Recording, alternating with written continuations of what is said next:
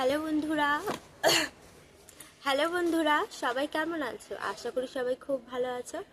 তো তোমাদের সাথে একটা জিনিস শেয়ার করতে আসলাম। এখন তোমার সময় হচ্ছে 8:30। এই সময় আমি বাড়ি যাই ডিউটি থেকে। তো এখন আমি ডিউটির এখানেই আছি আর কি। তো আজকে জানি না আমার কপালে কি আছে। এই কথাটা বলছি তার কারণ হলো যে, দাঁড়াও ব্যাগটা খুলে দেখাই।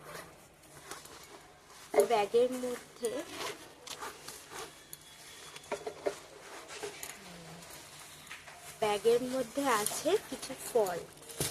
আর এখানে একটা মৌসুম্বি লেবু আছে।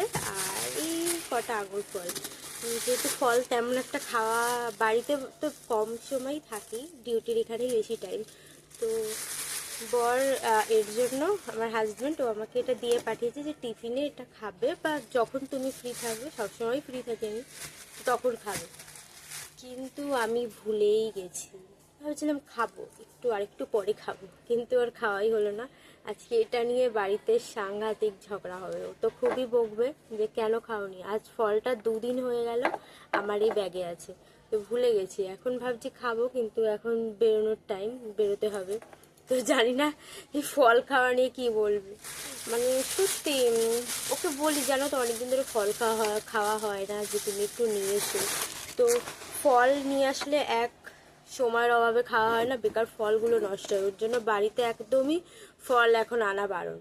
তো এটা হচ্ছে শিবরাত্রির সেই ফল বেঁচে গেছিলো ঠাকুরকে দেওয়ার পরে, সেই ফলটাই। তো এটাও আমি খাচ্ছি না, এটাও আর 2 দিন গেলে এমনিই নষ্ট হয়ে যাবে।